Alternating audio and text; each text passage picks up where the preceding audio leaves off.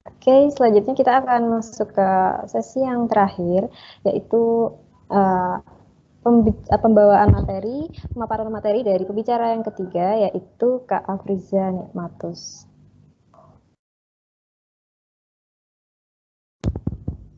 Baik, sebelumnya saya akan memperkenalkan terlebih dahulu pembicara kita yang ketiga pada hari ini. Sebelumnya kita sepakat ya bahwasannya pengalaman adalah guru yang terbaik. Nah, dan bertepatan dengan itu, Kak Afriza pada kesempatan kali ini akan membawakan materi mengenai pengalaman menjadi mawapres, tips, dan juga cara menumbuhkan nuansa cinta riset kepada para mahasiswa. Oke, nah, apa namanya? Untuk Kak Afriza ini sudah pasti sangat berkompeten ya dalam menyampaikan materi kita pada pagi hari ini, yang mana untuk background pendidikan tidak perlu kita ragukan lagi. Kak Afriza ini juga adalah salah satu mawapres satu Undip tahun 2021 dan memiliki berbagai uh, achievement dan juga penghargaan yang telah Kak Afriza dapatkan selama ini. Oke, mungkin begitu saja. Sebelumnya kepada Kak Afriza Nikmatus, apakah sudah berada di room? Ya, halo, selamat pagi. Ya, pagi Kak. Kalau tanpa berlama-lama lagi, mungkin bisa Kak Afriza untuk langsung menyampaikan materinya. Oke, thank you. Wait, sebentar ya, saya coba untuk share screen.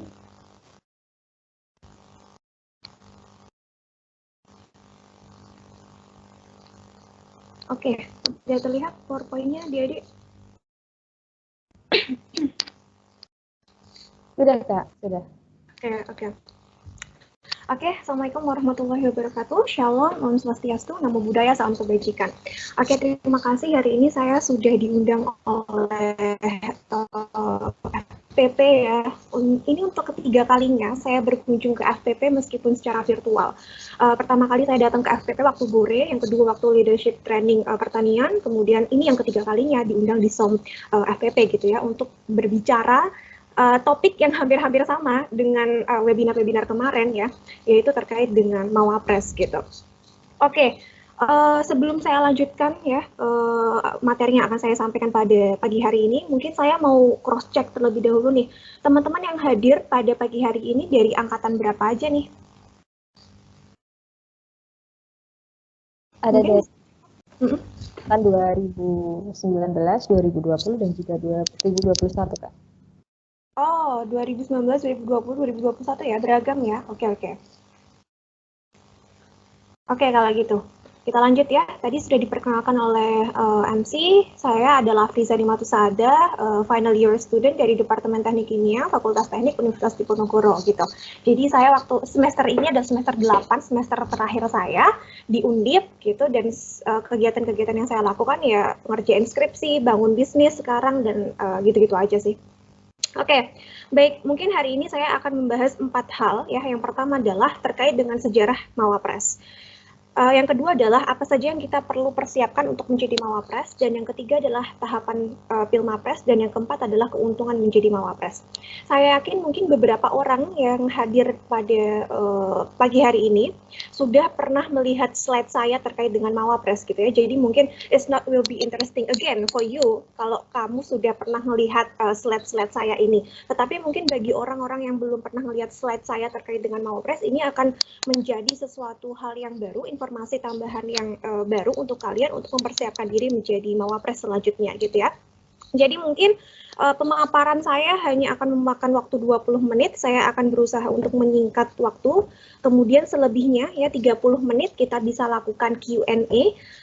Teman-teman angkatan 2019 ya bisa bertanya sedetail mungkin terkait hal-hal yang mungkin kalian confuse-kan saat ini untuk bisa maju ke Pilmapres tahun 2022 gitu ya, karena memang timeline-nya sebentar lagi nih Pilmapres, jadi teman-teman harus mempersiapkan diri dengan baik. Oke, langsung ke topik yang pertama ya, terkait dengan sejarah dan pengertian mahasiswa berprestasi. Jadi Pilmapres ya, atau pemilihan mahasiswa berprestasi itu adalah suatu perlombaan atau ajang kompetisi yang dia diselenggarakan oleh Puspresnas atau Pusat Prestasi Nasional.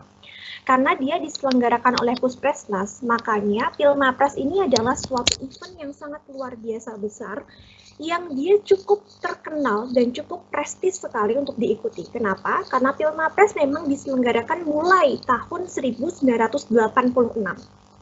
Dulu namanya adalah pemilihan mahasiswa teladan. Kemudian di tahun 2004 dia diganti menjadi pemilihan mahasiswa berprestasi. Kemudian di 2017 baru ada akronim Pilmapres untuk menyingkat pemilihan mahasiswa berprestasi gitu.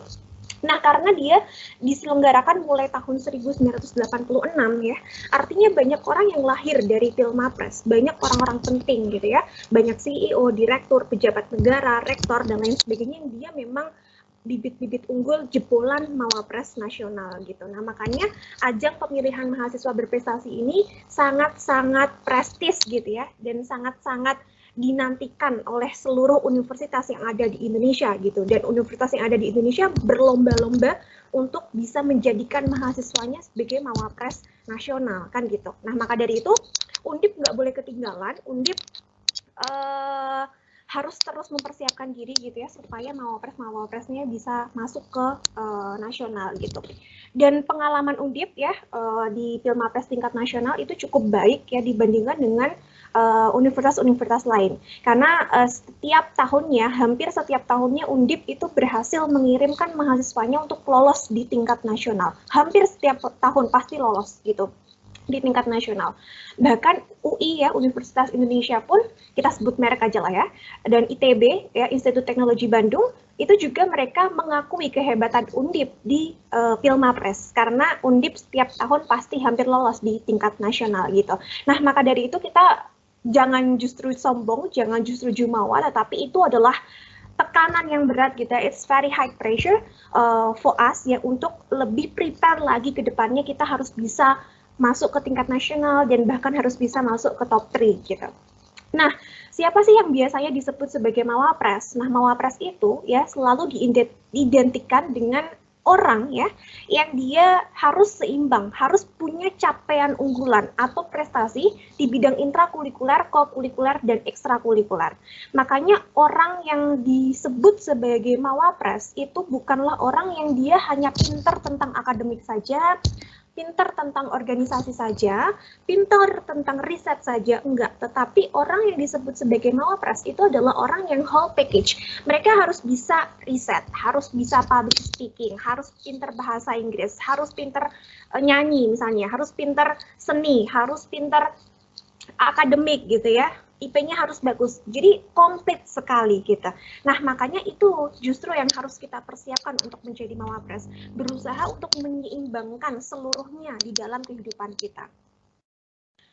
Nah, ini adalah syarat administratif aja sebetulnya untuk bisa daftar di Pilmapres.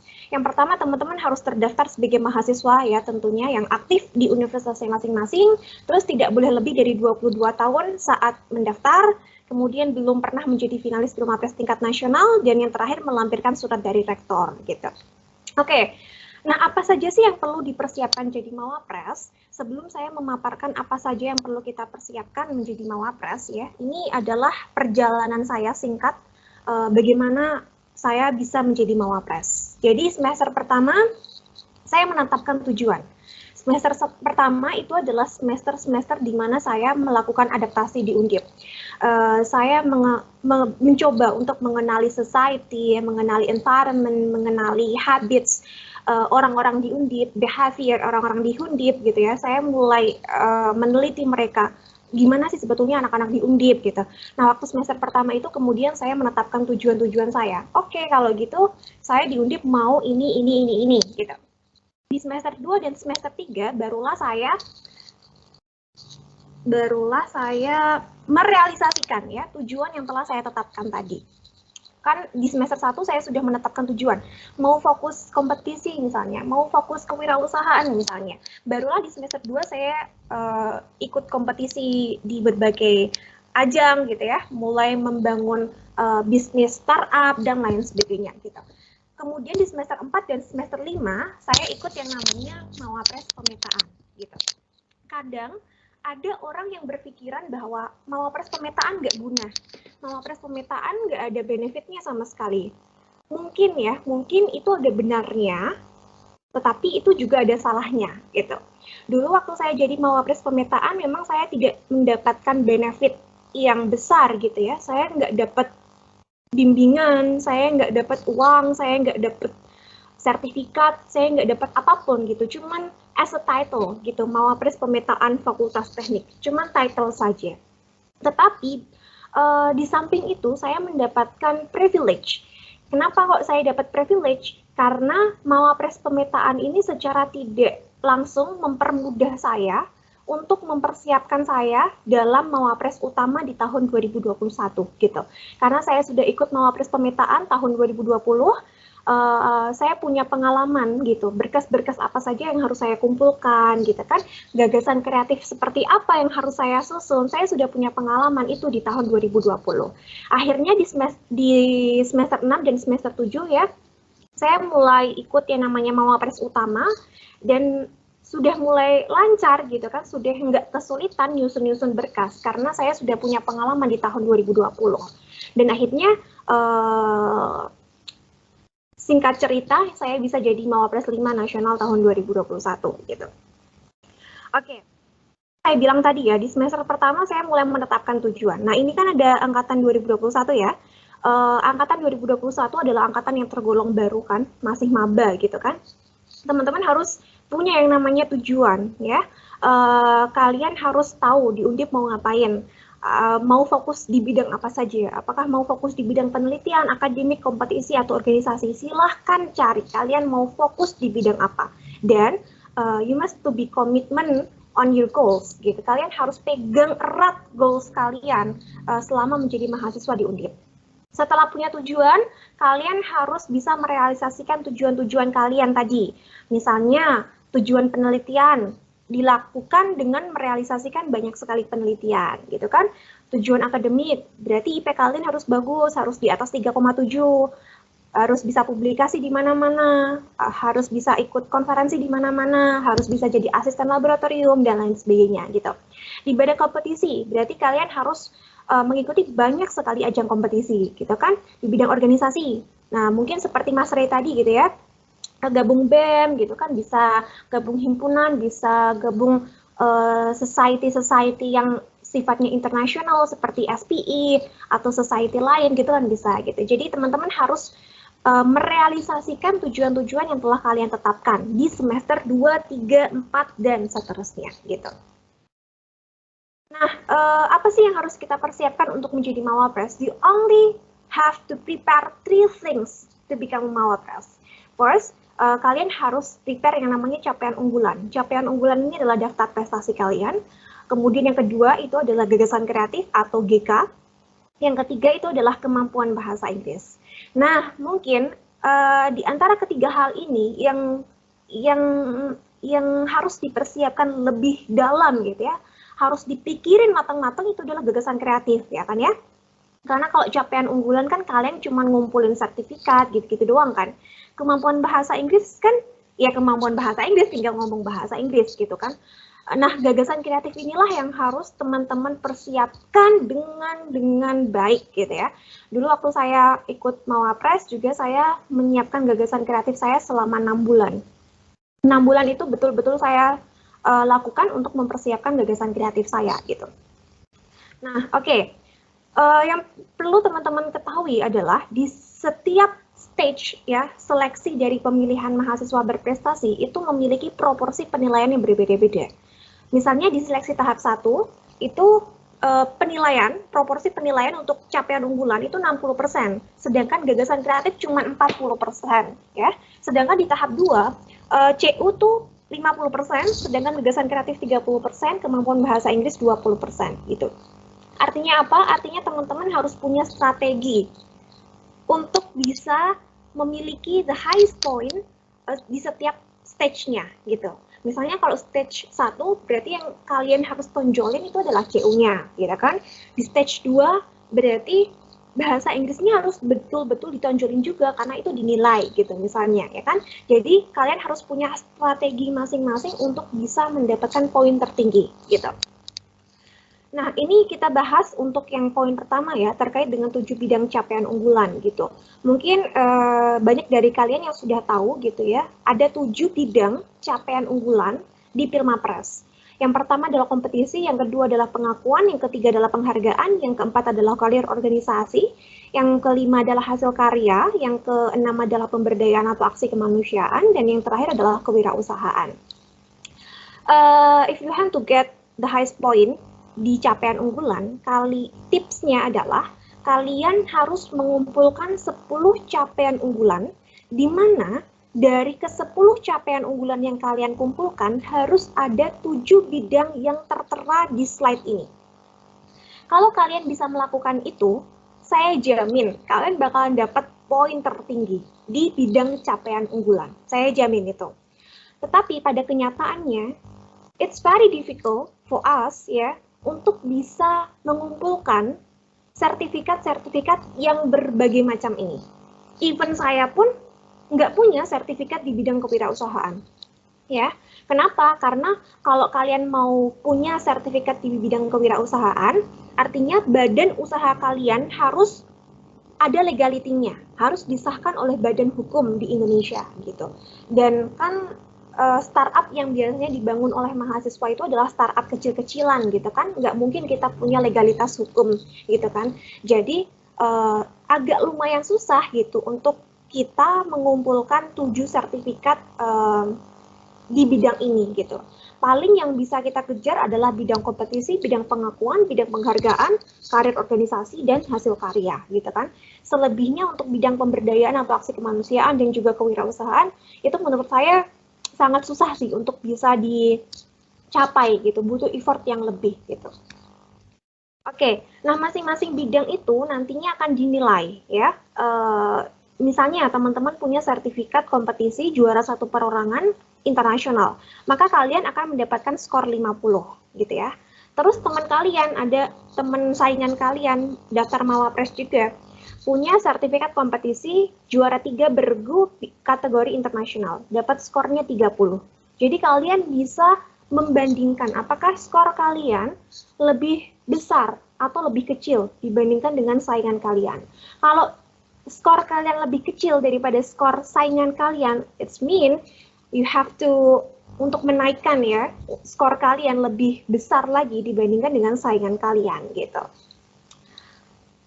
Oke, nah ini di bidang capaian unggulan, hal yang harus teman-teman perhatikan juga itu adalah poin 1 dan poin 2 terkait dengan verifikasi dan wawasan. Karena bobot atau persen penilaian di poin 1 dan poin 2 itu memiliki bobot paling tinggi gitu.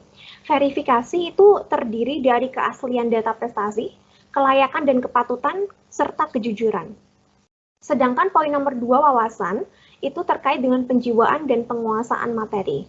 Jadi kalau saya nggak tahu ya sistem pemilihan mahasiswa berprestasi di Undip tahun 2022 ini akan sama dengan tahun kemarin atau tidak, saya tidak tahu gitu ya. Tetapi kalau kalian sudah masuk ke tingkat nasional, akan ada yang namanya presentasi capaian unggulan. Nah, waktu di presentasi capaian unggulan, rubrik inilah yang akan dipakai. Jadi teman-teman akan dilihat apakah data prestasi teman-teman itu asli atau tidak. Apakah teman-teman dalam bertutur kata itu jujur atau tidak gitu. Itu semuanya kelihatan karena ada psikolog. Apakah prestasi kalian itu layak untuk dibanggakan atau tidak gitu. Misalnya ada juara fotografi gitu ya, dapat juara 1 fotografi gitu, dibandingkan dengan saingan yang lain, Mawapres yang lain juara 1 paper competition gitu. Lebih berbobot mana? Paper competition kan, jelas gitu, karena itu saintik banget gitu. Jadi itu bagian dari kelayakan dan kepatutan. Kalau wawasan itu terkait dengan penjiwaan dan penguasaan materi. Jadi kalian itu tahu betul lomba yang kalian ikuti, gitu. Kan sekarang ini banyak sekali mahasiswa yang cuman ngejar prestasi, cuman ngejar sertifikat, cuman ngejar reward gitu kan, pengen dapat dana dari Undip gitu kan, pengen dapat uang dari hasil lomba. Kan sekarang banyak mahasiswa yang kayak gitu. Nah, yang dicari di Mawapres itu bukan mahasiswa yang kayak gitu. Bukan masalah banyak-banyakan lomba, tetapi masalah quality, bobot dari lomba yang dia ikuti. Kalau lomba yang dia ikuti itu lombanya yang prestis ya, yang benar-benar keren gitu, yang benar-benar mikir, misalnya perancangan pabrik, desain alat gitu kan, itu akan lebih bernilai dibandingkan kalian ikut 10 lomba karya tulis ilmiah gitu. Jadi for your information aja ya, kalau lomba karya tulis ilmiah atau LKTI ya, kalau di Mawapres tingkat nasional, wah itu dianggap sepele banget, dianggap kecil banget. Itu lomba yang setiap universitas bisa lakukan gitu kan. Gitu. Jadi harapannya teman-teman kalau sekarang ikut lomba, itu adalah ikut lomba yang memang dia betul-betul berbobot dan punya kualitas yang tinggi. Misalnya PKM gitu kan, robotik, rancang kapal, rancang pabrik, apalagi, dan lain sebagainya. Pokoknya yang berbobot-bobot gitu lah ya, jangan ikut yang remeh-remeh gitu kalau mau jadi Mawapres ya. Oke, nah nanti kalau di tingkat nasional, teman-teman harus membuat poster. Jadi capaian unggulan kalian harus kalian kemas dalam bentuk poster, dan poster inilah yang akan kalian presentasikan di depan para judges gitu. Oke, itu yang pertama ya, terkait dengan capaian unggulan. Yang kedua terkait dengan gagasan kreatif. Jadi teman-teman harus mengumpulkan yang namanya GK. GK ini harus dibangun berdasarkan konsep SDGs dan juga revolusi industri 4.0. Nah, untuk dapat ide atau dapat ilham, mau nyusun GK kayak gimana, teman-teman bisa searching contoh gagasan kreatif yang ada di internet. Ini saya capture gagasan kreatif Mawapres tahun 2019 di internet ya, waktu itu saya masih bisa akses nih waktu itu. Jadi saya bisa baca terkait dengan gagasan kreatif Mawapres Universitas Pajajaran, Universitas Gadjah Mada, Institut Teknologi Bandung, itu saya baca semuanya. Dari situlah saya mendapatkan ide atau ilham bagaimana cara menyusun gagasan kreatif yang baik dan benar gitu. Kemudian barulah saya susun gagasan kreatif saya.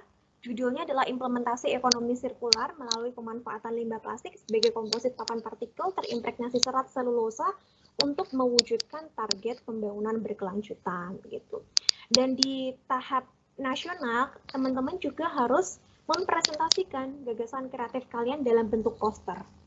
Setahu saya di Undip ya, juga sama. Kita harus mempresentasikan gagasan kreatif kita dalam bentuk poster. Gitu. Jadi teman-teman siapin aja mulai dari sekarang poster tentang gagasan kreatif kalian gitu. Nah, mungkin untuk teman-teman yang pengen baca gagasan kreatif saya sudah menerbitkan buku terkait dengan gagasan kreatif saya. Saya masih punya stok 4 buku di kosan saya terkait dengan gagasan kreatif saya ini gitu. Kalau mau baca-baca ya silahkan, boleh gitu, hubungin saya. Nah, di GKK itu isinya apa saja? Ada 7 poin yang harus ada di GK. Yang pertama itu adalah lingkup pembahasan. Lingkup pembahasan ini teman-teman harus memaparkan kenapa sih kok teman-teman memilih lingkungan tersebut. Jadi kalau GK saya memilih lingkungannya adalah Semarang. Kenapa kok saya milih Semarang? Yang pertama, secara emosional saya tinggal di Semarang, ya kan? Yang kedua, faktanya Semarang itu menghasilkan limbah plastik yang cukup besar sekali, yang mana kalau tidak diolah itu bisa mencemari lingkungan. Gitu. Itu alasan pemilihan saya kenapa saya milih Semarang. Yang kedua, harus ada identifikasi potensi dan kebutuhan lingkungan. Sebetulnya potensi Kota Semarang itu apa sih? Ya, kemudian yang dibutuhkan oleh Kota Semarang itu apa sih? Gitu.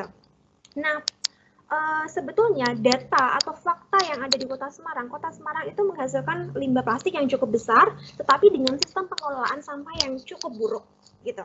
Oleh karena itu, yang dibutuhkan oleh Kota Semarang adalah sistem pengolahan sampah yang baik, sehingga dapat mengurangi limbah-limbah yang ada di Kota Semarang, gitu. Itu yang harus kita uraikan di identifikasi potensi dan kebutuhan lingkungan. Yang ketiga, harus ada SMART, atau Specific, Measurable, Acceptable, Realistic, and Tampon. Di gagasan kreatif kalian harus menyebutkan spesifikasi. Artinya, ide kalian atau inovasi kalian itu spesifikasinya seperti apa. Kalau saya kan merancang pabrik, di mana pabrik yang ada di Kota Semarang bisa mengolah limbah plastik menjadi papan partikel. Nah, spesifikasinya adalah pabrik tersebut beroperasi 330 hari per tahun. Kemudian kapasitas dari pabrik tersebut adalah 200 papan partikel per hari gitu. Spesifikasi seperti itu gitu.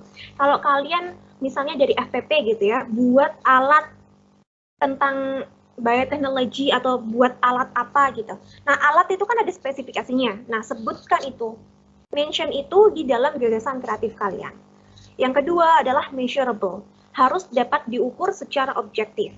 Misalnya kalau kalian buat alat, berarti alat kalian tuh tingginya seberapa, diameternya berapa, beratnya berapa, itu harus disebutkan, harus serealistis mungkin. Yang ketiga adalah acceptable. Acceptable ini dapat diterima atau dapat disepakati gitu. Jadi kalau kalian buat alat atau merancang pabrik, berarti secara undang-undang apakah legal? Apakah dari peraturan pemerintah Semarang itu mengizinkan? Apakah dari peraturan Indonesia itu mengizinkan? Itu harus dibahas, baik secara hukum, sosial, atau secara saintik. Gitu. Kemudian realistik, mungkin dapat dicapai. Nah, ini juga penting nih. Kadang-kadang mahasiswa itu memberikan inovasi atau ide yang bagus sebetulnya. Bagus sekali. Tetapi kadang-kadang aspek realistisnya itu nggak ada. Misalnya, gitu ya, misalnya menciptakan antivirus dari jahe, gitu. Oke, ini bisa dicapai, ini bisa dilakukan, gitu. Tetapi apakah itu realistis dilakukan? Maksudnya, apakah itu bisa disebut sebagai antivirus, gitu? Karena untuk membuat atau menghasilkan antivirus itu membutuhkan proses yang cukup rumit dan cukup panjang. Bukan hanya sekedar mengekstrak jahe, jadiin kapsul, dan kemudian disebut sebagai antivirus. No, bukan seperti itu, kan gitu. Kemudian yang terakhir adalah time bound.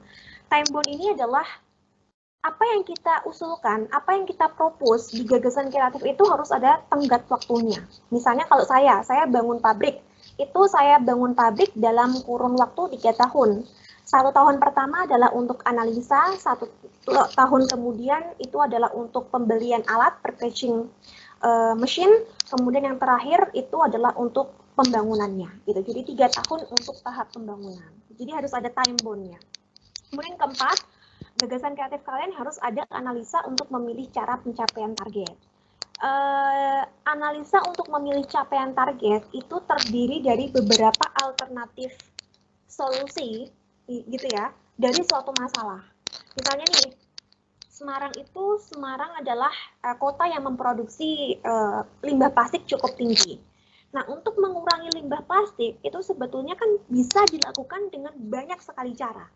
Yang pertama, kita bisa membuat regulasi tentang plastik, ya kan? Yang kedua, kita bisa buat plastik daur ulang, ya kan? Yang ketiga, kita bisa merancang pabrik untuk mengolah si plastik seperti yang saya katakan tadi, ya kan? Yang keempat, kita bisa memproduksi plastik yang biodegradable, gitu. Nah, dari keempat solusi ini, kalian identifikasi mana yang harusnya dilakukan, mana yang lebih tepat dilakukan, gitu. Nah, tadi saya memilih yang alternatif nomor 3, merancang pabrik untuk mengolah limbah. Karena berdasarkan analisa gini gitu. Jadi ada beberapa macam alternatif yang kalian tawarkan, kemudian kalian spesifikkan lagi ke satu alternatif yang kalian rekomendasikan. Dan itulah yang kalian jadikan sebagai inovasi gitu. Yang kelima adalah penjabaran rencana kerja.